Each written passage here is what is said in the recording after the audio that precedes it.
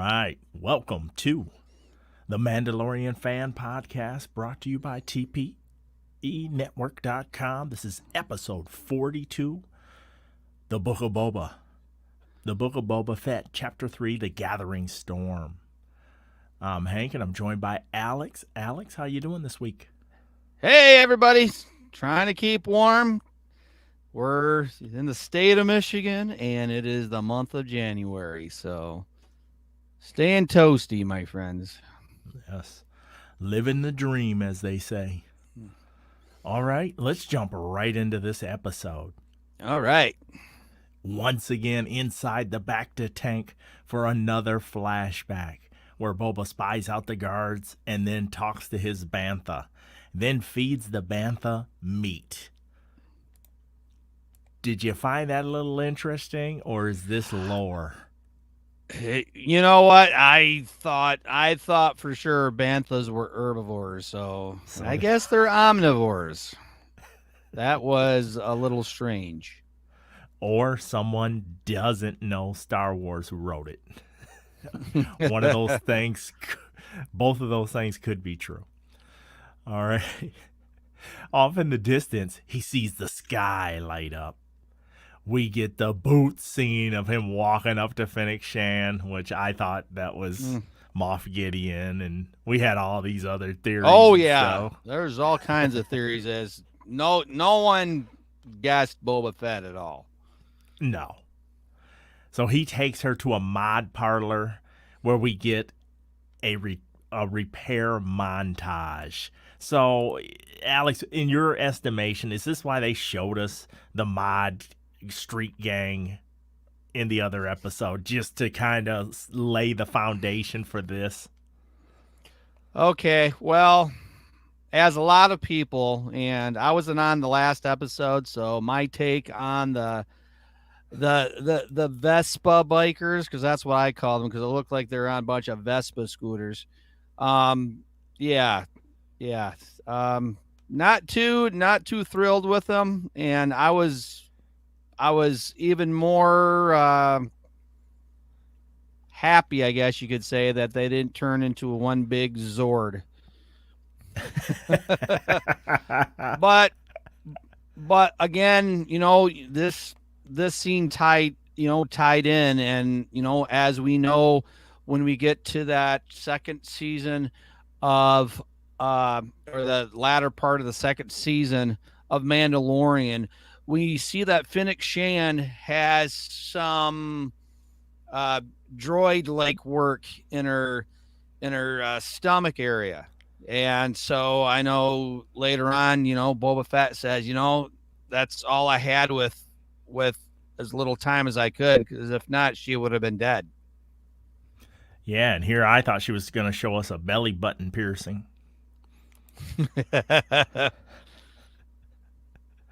All right. Fennec comes to, and Boba tells her what happened. The short version. Then he gives her some black melon to help her recover. And he knows a lot about her. She's a master assassin from the mid-rim. I always hear them talk about the outer rim. I don't recall hearing them talk about the mid-rim before. No, mid-rim doesn't really get a lot of attention. I think Krrsantan might be in the mid-rim. I'm not quite sure. Interesting. And then he gives her his story, the long version. So I love how he truncated her story, and then he goes the long way around for his own story. So they must have had like some alcohol involved. That's the only reason why they had to stretch it out. the black melon get liquored up. 6-pack. He wants her help to recover Slave One, and her debt will be paid upon them getting Slave One back. Did you feel like that was a fair deal for him saving her, to say, look, now you're going to have to help me? Well, it's almost like, she owes him a life debt for doing that. So I think if he says we're even if we get, Slave One back, and thank you for calling it Slave One, not that other stupid name. But and we're not going to get to that. Because if you want to see an angry Uncle Alex, we're going to talk about it. Yes. Anyway, I think he gave her more than a fair deal. I do too, and I almost want to say too much of the deal leaned in her direction. If Definitely. You catch what I'm saying. Yeah, I'm like, oh yeah. He kind of extends and extends and extends and extends, and he is, I keep reiterating how different he is and how it's not what I was expecting and stuff. So, that's a nuance that I can let go. But what he's willing to accept from others is so far-fetched that it bothers me. We'll get to another instance of that later in this episode where I'm just like, all right, you don't have to accept that. Like, you're going to have to make a stand on what you're going to accept and what you're not going to accept, instead of it being like a roller coaster ride throughout these first 4 episodes. Yep. Now, Fennec gets a drone inside as Boba releases his bantha. And I was thinking to myself, is that animal cruelty, Alex? Will this bantha find the other bantha some way, somehow? I'm pretty sure banthas are in herds. And so, basically Boba says, you know what? Not going to really need you anymore. You know what? You've been a faithful steed. And so you can go off your own way and find other banthas to hang out with and procreate with. So I don't know. I think that this was just a easy way of saying, yeah, the bantha's not going to be in any future episodes, so we need to find a way to write them off without killing them. And those bantha remind me of the puppeteering from Where the Wild Things Are. That fuzzy over. It's like that overdone. We won't go there either. One of my favorite childhood books of all time, and the movie ruined it. Ruined it. Oh. He says he's gonna find his armor and kill the pig who crossed him. Fennec releases the drones inside to get that imagery of how many guards and what's the layout, where would Slave One be, and stuff. I thought that drone, the little drone ball stuff, I thought that was really well done. I like that. Yeah, it reminded me of the Mission Impossible films with all this, high tech stuff to, kind of do your surveillance for you. And I love how Fennec says, "Let's go in quiet," and then kicks metal bars after she cuts them. Yeah, that was cool too. Hey, what was that video game? What was that video game that we all used to play, and it used to have like technology, like a drone type thing that used to do our surveillance for us? Oh, Ghost Recon. And all of us used Ghost Recon. Yeah. Yep. Kind of like that too. Yes. Yep. You put the drone up and it'd show you the enemies and everything. That's a great comparison. Yeah. In the kitchen, they're cooking up some sludge or goodies or whatever you want to call it. And Ginsu Robot, he goes full General Grievous. Did you get a General Grievous vibe? Yes. Did you recognize that other droid that was with him from Return of the Jedi? I did not. So there's a scene in which Luke goes in there and he has R2 with him, and then of course Luke, I think, gives Jabba the droids, and of course Luke's captured anyway, and so then R2 is kind of getting processed, I guess we could. Well, actually, both droids are. And this droid that was in with General Ginsu, I guess we could call him, not General Grievous. We'll call him General Ginsu. And he was the one that says, "Okay, this is where you're gonna go. This is where you're gonna go," and it's almost like it's the same voice and everything. So Interesting. Okay. yeah, another, kind of, shout out to Return of the Jedi. And next year, Return of the Jedi, 40 years old. Wow. And still better than all the sequels and prequels. All right. Well, we have the rat catcher, who is hard for Boba to catch, and then it shuts itself off when it's finally caught. I thought that was kind of funny, to be honest with you. It's just whoop, whoop. It's like, yeah, wuss. And Fennec was able to cut the head off the Ginsu Grievous. I love that. The Gamorreans show up and promptly get beat down. Now, do we know if those are any of the ones that were working with Boba now? Were any of those Gamorreans the two that are with him now? I know the Gamorreans in there look more like the Gamorreans that, we see from Return of the Jedi, where the Gamorreans that Boba has kind of look, I want to say, a little smaller. Ah, interesting. The runts. That's just my take on it. I guess. I mean, I guess they don't have any chest plating or anything like Jabba's Gamorrean guard crew has.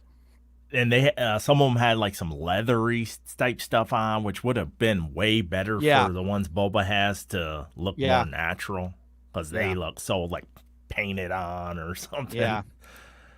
Fennec is able to hold off the rest of the guards while Boba gets Slave 1 functional, and I really like her fighting abilities and shooting on this episode. It just kind of raises the level of intensity on a otherwise not so hot episode for me. And again, Ming-Na Wen kind of proves to everybody why she is a Disney legend. Yes. And from our encounters with Ming-Na Wen in the past with Agents of S.H.I.E.L.D., we kind of hold her very super high on the pedestal. She is just nothing short of awesome. I would 100% agree. I've saved all those messages where I've interacted with her. I've got them saved. They're in a digital vault all over the internet, because I'm like, yes, I did talk to her. Watch. We go back and forth. I love it. Love her. Love Emily Swallow from The Mandalorian as well. So great people to interact with. Fennec is able to shoot a weight that counterbalance the gate and releases it. And that was a cool, if not unbelievable, a cool shot. If nothing more. Okay, I want to point this out. I don't know if this is the same main gate that we see in Return of the Jedi. If you guys are paying attention, Return of the Jedi, that's when 3PO and R2 first go to Jabba's palace. And I'm pretty sure when that main gate opens, it opens and goes up. This gate comes from the ground up. You know what I'm saying? Not from the top. It doesn't drop down from the top, but it comes up from the bottom. Interesting. Good catch. That's what I'm thinking. I'm not sure if this is the same main gate or just, I'm sure, Jabba's palace has different gates, but that's just something that I was kind of paying attention to. Or another nuanced writing error. Yeah. Yet another error. Yet another one that Uncle Alex pointed out. They need me as an editor or something there. They definitely need to run some stuff by you and others. Next time, we stick to the plan. Fennec makes mention of good mechanics on Mos Eisley, and I'm like, our fake Ripley is getting more love in this series than,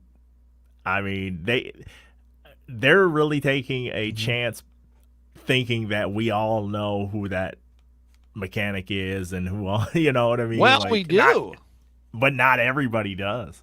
No, I would say if you're a mainstream Star Wars fan that does not watch Mandalorian, you will have no idea who that is. Exactly. But you know what? With the little cameo last week, I mean, that was a pretty cool Easter egg that everybody geeked out for. So well done. Yes. Look in the backdrop. Oh, that's cool. She says, Fennec says she'll go for the ride instead of her debt being paid. I'll go along for the ride. I was like, okay.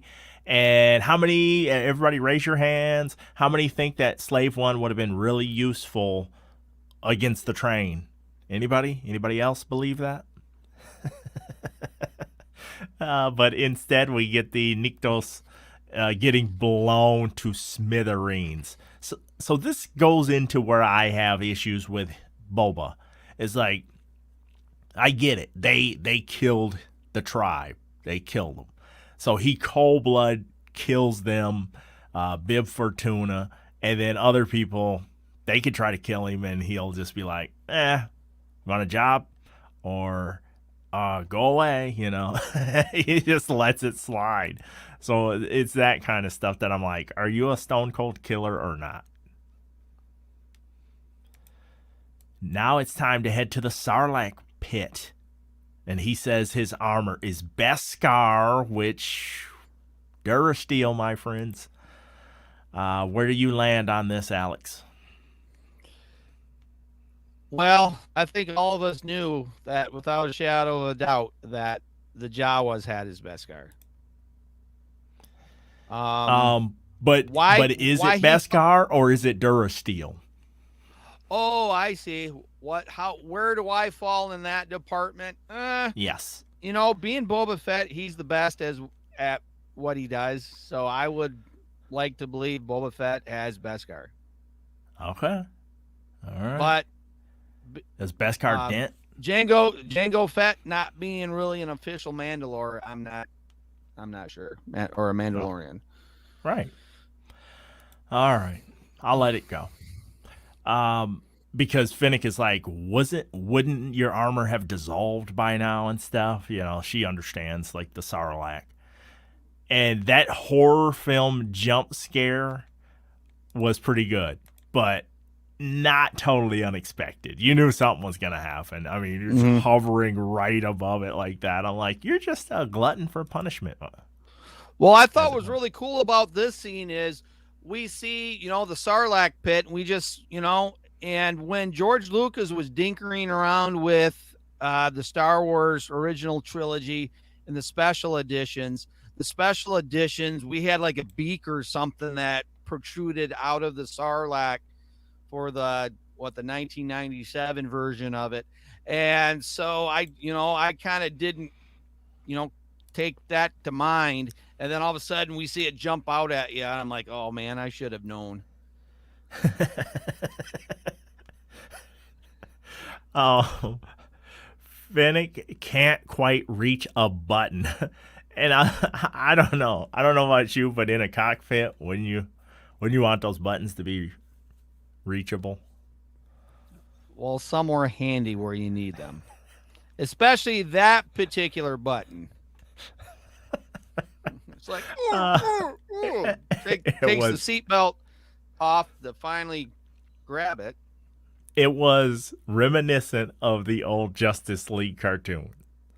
You go getting ready to go to commercial break, and so-and-so is in a cell, and they're the release button's by the cell, and they're just about 12 inches away. Come back from commercial, they're about 2 inches or less away. You're just like, wow, this person got longer arms during the break. It's kind of like the hot tag in pro wrestling. If you know anything about tag team wrestling, oh, it's there. I gotta tag you. And then Boba says, "Next time, don't touch my buttons." She saved your life, for goodness sakes. And was it me, or was his old school seismic a lot weaker than the Mandalorians? One thing I did not understand is why that didn't, since, you know, that was kind of, you know, launched close by, why Slave One did not get any damage or, yeah. Agreed.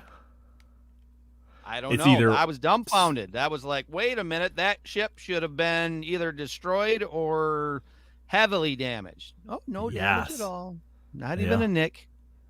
Because we've seen one, a newer version of one of those in The Mandalorian, and it was way more effective than this. But whatever. Mm-hmm. A slimy, acid-soaked Boba crawls out of the sarlacc guts with no armor. Now Boba explains why he wants to run his own house, and he offers Fennec loyalty and wealth. And I was like, man, this is different. This is a different, not your grandpa's Boba. Yeah, but that's for sure. We get a quick Bib Fortuna killing scene. Now he's completely healed, which means that we're not going back to the Bacta tank. So hopefully no more flashbacks, Alex, or am I being presumptuous? Well, I don't think there's any more flashbacks to be told because, we got the flashbacks all with the Tuscans. We got the flashback after the Tuscans, and this whole episode, that was the whole purpose. So we've had 4 episodes thus far with mostly flashbacks, and now we have 3 episodes left where we can get into the nitty gritty. So hopefully, but at the end of this episode, there's hope. If you listen, we're listening to the music cues. Okay. All right. Black Krrsantan gets loaded and starts a fight with a group of Trandoshans. Now, on a scale from 1 to 10, did you like seeing him get into this rumble, or did you feel like it didn't really add to the episode? Well, it just kind of shows you how this Wookiee really doesn't care. Now, this was like one of the only Wookiees in existence ever to be banned from Kashyyyk. He was banned from his home world, not welcome from his own people. So Ouch. He is definitely a loner. Okay. And so, and why did he start that fight? I don't know. Just to show that, really no reason, but yeah, I still got it, and I need to, prove something. But if you guys are, we're reading him in the Star Wars comics. I think it was also in the Vader Down story as well in the Marvel comics. All these take place in between Star Wars and Empire Strikes Back. Okay. So now we're at the post Return of the Jedi. So if they kill Black Krrsantan now, then it's okay because it's not going to really interfere with any past thing. Okay, fair enough. Good stuff. And if you could hear people in there faintly in the background, it was like a wrestling match. They were saying, "You've still got it. You've still got it." No, they weren't saying that, but that's a wrestling trope. All right. He is temporarily stopped by Garsa, but she kind of gives him this ultimatum like, hey, I'll wipe your debt clean. You owe a lot of money. And then he's like, okay, and still does it and pays up. I thought that was pretty freaking funny. He's like, nah. Yep. And then, it's not wise to tease a Wookiee because he'll pull your limbs out. And that's exactly what he did. I heard that Trandoshan was like, are you pulling my leg? He was like, no, your arms. Nope, just your arms. So he growls at Boba and then walks out. And Max is on stage. He's going to play us some tunes, man. That's a hard act to follow, though. Cleaning up the Trandoshan gentleman while you're playing some tunes. That's that's a This is tough kind one. of like this is like a super band too, because you got Max Rebo and then you got Figure Dan. So it's like the All two star. big musical people from the planet Tatooine all together, one big band. So he's even Beautiful. playing some guitar of some sort. So that sounds pretty cool. Oh, nice. And then, hey, I know you tried to kill me last week, but Boba's gonna offer Krrsantan a job. Believable, Alex, or absolutely ridiculous? Now I was waiting for him to offer him a job right at the end of last week. Okay. And I thought, all right, Krrsantan's going to be on board, but then Krrsantan just runs off. Yeah, he ran off. So Awkwardly, now we get too. that. Now we get that same offer once more. And I don't know about you, but if you saw all those people that were in Jabba's palace during the time of Jabba, during the time of Bib Fortuna, there's hardly anybody. So to me, that would make, Boba weak. You don't have people Yes. around you to like guard you or anything. And so having Black Krrsantan there, that's a major plus. I'm not so And- sure about the Vespa Power Rangers, but we won't go there. Maybe they'll just write them off of this, and we won't see Yeah. them again. Yeah, hopefully. And I was saying that last week. Like, if you're one of those other families, why wouldn't you just overrun them? He's got like 8 people. I'd Yeah. just overrun them and be It- done with them. Like, It'd bye. be easy. Yes. But unfortunately, I think Boba, he's getting he has a reputation, and I think just off that reputation alone, whereas we're watching it, we don't see it because he's weak, extremely weak. Yes. So we're seeing what they don't see. Fennec gives the most Espa crime bosses a pep talk, and then Boba wants a mutually beneficial agreement. And they asked the question I posed last week: why not kill him and take what they want? Mm-hmm. And then the Rancor gives them a show just right on cue.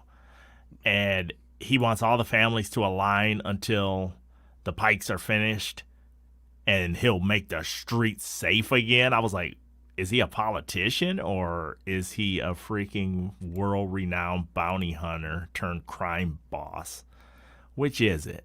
It's kind of confusing. I to don't me. know. I think Boba's starting to feel a little strong now because just simply he's got Danny Trejo on his side. Machete. If you got Danny Trejo on your side, you automatically won. Yes, I like that. I like it. And then he gives up on this when they push back. And he says, okay, can you guys just remain neutral? So why threaten them with a Rancor? It's just a scare tactic. It's like, see, I'm strong. I got a Rancor now. And I just wish he would follow through on something, like yeah, and hold his follow ground through. You instead need of going, you- okay, you guys don't want to help me? Okay, just remain neutral. Instead, but you get Yeah. mad when everybody doesn't give you a tribute. yeah. Yeah. It doesn't just make sense. no. The writing is just back forth. Which way is it? All right, he thinks they are all going to stay out of it when Fennec kind of questions it. And then Fennec wants to know how much money they have because she has the idea of them buying the muscle that they need. And then we hear the Mandalorian music, baby. There we go. That one cue. So we kind of cluing in as to what we're going to see in the next 3 episodes. Oh, man, we'll see a real butt kicker, I should say. I'll tone it down. And rumor has it that we might see Mando's brand new ship. So Oh, good. if you are a part of that vintage Kenner line, maybe they'll make that. You guys can spend all those thousands of dollars for one of them before they destroy it. Shots fired. It is time to rate this episode, Alex. Do you want to go first? Or you would like me to go first? Oh, how about you go first? We'll see I if don't yours and mind mine going. are exactly the same. I I had a lot of problems last week, and a lot of problems continue to carry over this week. Not as bad as last week, but still not good for me. Just my opinion. There's just so many. I want to say like continuity nitpicks that are just pulling me out of the story from time to time. And this character, this evolution of Boba, I get that he is picked up a different mantle and stuff, but the motivation doesn't make sense. I mean, maybe it'll ultimately make sense at the end whenever his end game is, but it's like if you don't have the stomach to do what needs to be done, then why are you doing any of this? Is partially where I stand on this. It's and you're about to get overshadowed by the better Mandalorian in the next episodes. So Yeah, definitely. it's just it's a little challenging, a little all over the place. I'm gonna give it a 6 out of 10 this week. Ooh. Okay, so let's go back to the last episode. Okay, now I was making fun of the Vespa crew. The one thing I loved about the last episode, there was that scene where the Hutts were having that little baby Rancor come in, and so the first thing out of my mouth was, "Oh, look, a little Rancor and Danny Trejo too." That because I knew it was Danny Trejo coming in. Just look at him. I'm like, yeah, and so I geeked out for that alone. But yeah, I wasn't sure where they're going with this because again, it was basically not so much a flashback. The only flashback we get last week were I guess the fate of his Tusken tribe, and so this week basically it's all flashback. And then we finally get that message near the very end. Okay, you're fully healed. No more back to tank. So that means no more flashbacks, or at least so we hope. And so now we're getting into the nitty gritty of this. So that it took 4 episodes to finally get us forward. Oh my gosh. I want to say a 7 out of 10 because, 8 out of 10 is proficient, but there is some hope at the end. So that Mando will be our new hope because we have that music cue at the very end. And so we we can only hope that next episode we're going to see Mando. So let's hope that that does come into fruition. Yes. And maybe the scale and the scope will get bigger on these last few episodes and we can take this baby home in style. Yeah. I'm starting to wonder, do you get any vibe of Boba and Fennec? Like being like a romantic type thing? Yes. Are you starting to get that vibe at all or no? It could. Now, the one thing about this Boba Fett, because this Boba Fett is not the Boba Fett from The Empire Strikes Back. He's like, I don't know, Mr. Nice Guy Boba, and I don't know if I like that. He's not the badass that I remember. No, not at all. So I'm kind of hoping that there's something that happens in which, we see the badass again. Because I know Mando is the badass that we all love. Yes. This guy, old man Boba, no. And even old man Boba in The Mandalorian was tougher than this one. He was way tougher. Yeah, I think you're right. And so it's just some continuity issues for me. Yeah. I will say that after my tirade last week that I heard from about 15 community members, and all positive. All people agreeing with me. I think there's just one or two people that respectfully disagreed with me last week. But other than that, I heard from so many people that were like, yes, you said what we were thinking. So thank you to everyone that I reached out, whether you agreed with me or didn't agree with me. I really appreciated having civil discourse, in some cases. I respected what people were saying, even if they disagreed with what I said. So it was really good. All right, we've got just one piece of feedback this week after this episode. And this comes to us from Elizabeth. Hi, Hank and Alex. I am relieved you didn't like last week's episode of Boba Fett. It made me want to yell, why is Disney wasting itself on this show? But since Hank is usually positive week after week, I didn't want to rain on the TPE network parade. I watched The Eternals last week and realized why I don't like either show. Both have beautiful scenery, sets, costumes, and visual effects, but I don't care about the characters or plots. Shand was remarkably calm about having parts of her body replaced by gadgets without her consent. Thanks, Elizabeth. Let's unpack that real quick. First things first, thank you, Elizabeth, for your early part of your message. And you can always submit feedback, whether you like something or dislike something. It is just open to everybody's own interpretation. We don't run anybody down if they disagree with us or anything like that. So, yes, it was relieving. We're on the same page, but you can always disagree if you felt a different way. And we won't cast any judgment on you or anything like that. Eternals was abysmal, in my opinion, as far as everything, how that laid out. And we made a conscious effort to not even review it because it was so bad. Now I liked it simply because of, and the only reason why I liked it because, it's Jack Kirby, but there were way, way, way too many characters to kind of follow. And I think that's where the confusion was. And where's Marvel going to go with it from here?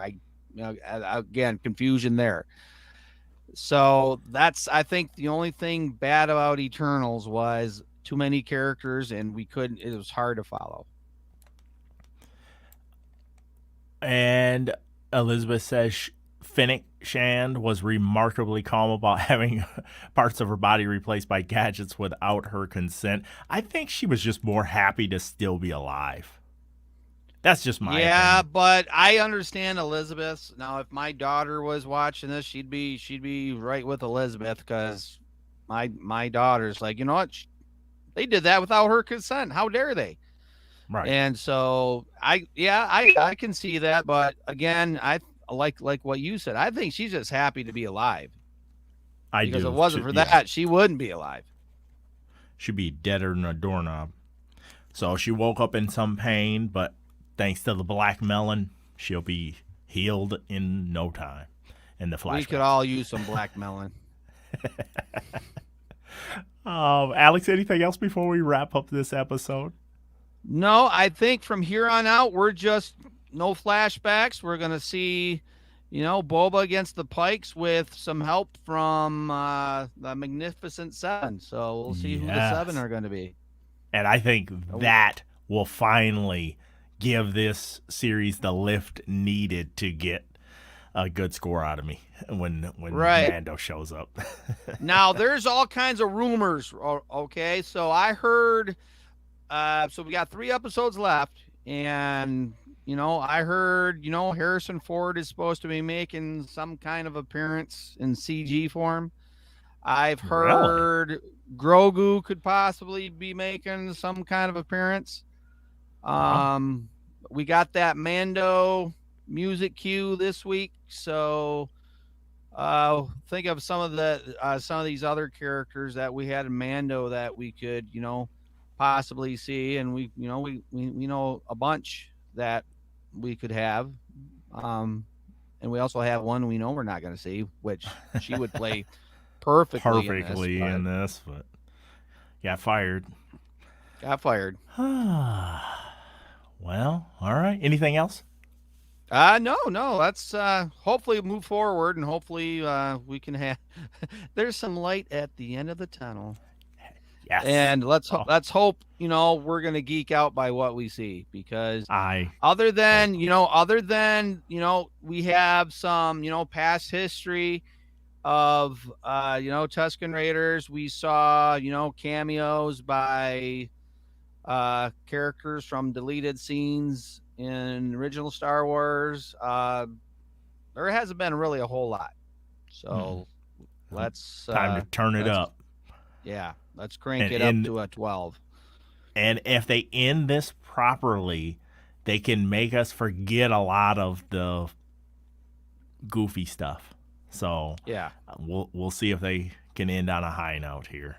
Just 3 episodes to go, so should be fun.